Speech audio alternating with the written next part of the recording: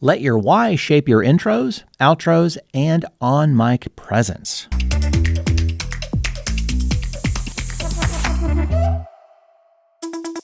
Welcome to the podcast Why. I'm Brett Johnson, my podcast guy, your trusted friend in podcasting. This show is here to help you reconnect with your real why behind your podcast so you can keep showing up with clarity and confidence. In this season, we've been taking your why out of your head and putting it into the structure of your show. Your statement, your promise, your topics, even what to say no to. Today, I want to zoom in on a part of your show that most people treat as an afterthought. Your intro, your outro, and the way you show up on the mic. Here's the big idea. Your listener should be able to hear your why in the first 30 seconds and the last 30 seconds of every episode, and in the way you talk to them in between. Not because you're constantly repeating your mission statement, but because your tone, your language, and your choices reflect the purpose behind the show. When your why isn't shaping your intros and outros, they tend to sound generic. Welcome back. Today we're going to talk about, and thanks for listening, and don't forget to subscribe. There's nothing wrong with those words, but they don't anchor your listener in what this show is really for. When your why is shaping those moments, your intro becomes a clear invitation. Your outro becomes a grounding reminder. And your on-mic presence feels more aligned and less performative. In this episode, I'm going to walk you through a composite example of how a host's intro and outro changed once they got clear on their why, and then I'll give you a simple way to start reshaping your own. Let me tell you a composite story that might sound familiar. Imagine a host. We'll call her Nina. Nina had done about 40 episodes when we started working together. She was smart, thoughtful, and genuinely cared about her audience. Her internal why, once we dug into it, was strong. She wanted to help a specific group of people feel less intimidated by a complex topic and more confident taking small, real-world steps. But if you listened to the first 30 seconds of her episode, you wouldn't know that. Her intro sounded like a lot of intros you hear. Hey everyone, welcome back to the show. I'm Nina, and today we're going to talk about topic. If you like what you hear, make sure to subscribe and leave a review.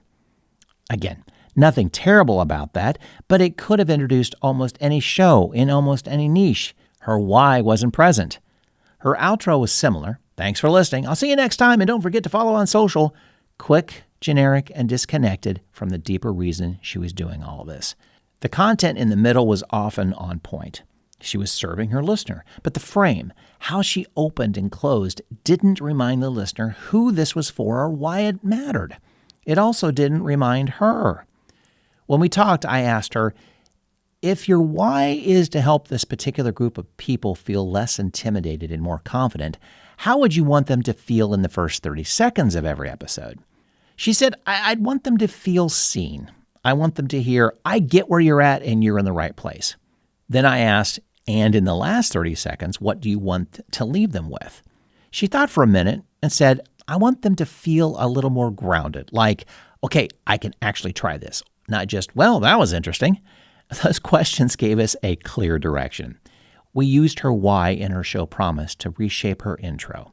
Instead of opening with a generic welcome, we started with a short, direct sentence aimed at how her listener actually feels. Something like, if you've ever totally been overwhelmed by insert topic and wish someone would just talk to you like a real person, you're in the right place. Then she introduced herself and the show. The difference was immediate. Right away, a listener who fit her target could relax a bit and think, okay, this is for me. We did the same thing with her outro. Instead of just, thanks for listening, we asked, what's one small why-aligned thing you can say to close the loop? She started ending with a brief reminder of her promise and a tiny nudge, like, remember, you don't have to master everything at once. One small step is enough for this week. Then she thanked them for listening and then mentioned the subscribe review stuff, briefly. We also looked at her on-mic presence.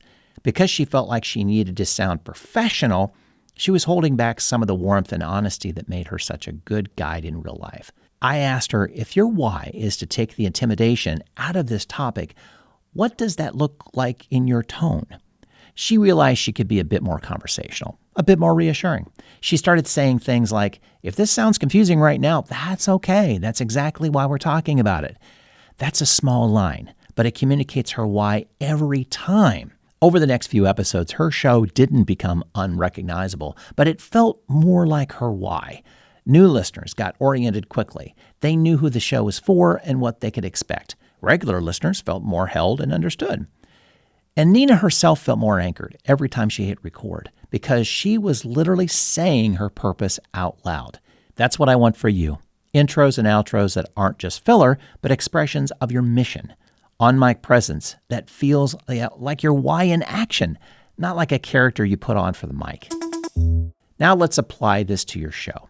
You don't have to rewrite everything overnight, but you can start making small intentional shifts so your why is more audible from the very beginning to the very end of each episode. Here's a simple way to do that.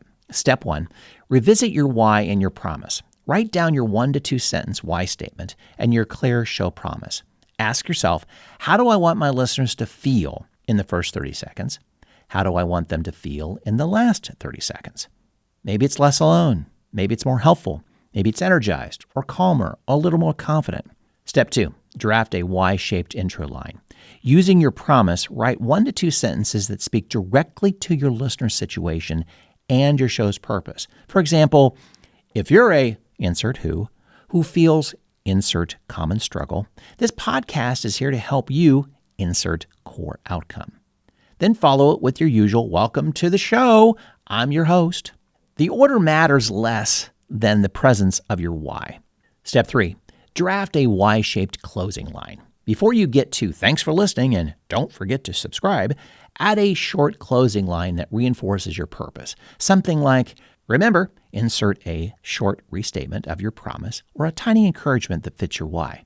Then and only then, do your quick housekeeping. And now here's today's why question.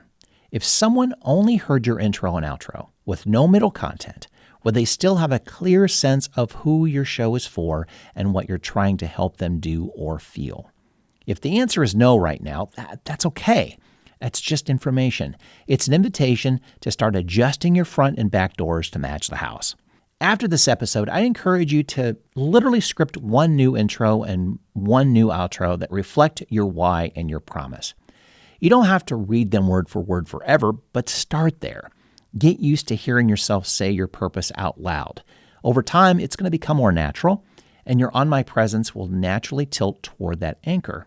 If you'd like help crafting a show intro and outro that actually sound like you and clearly express your why, that's something I do a lot with podcasters. You can book a clarity call with me. Just head over to my podcast guy online. We'll look at your why, your promise, and your current open and close, and we'll shape something that truly fits your mission and your voice. Thanks for listening to the podcast Why. I'm Brett Johnson, my podcast guy, and I'll talk to you in the next episode.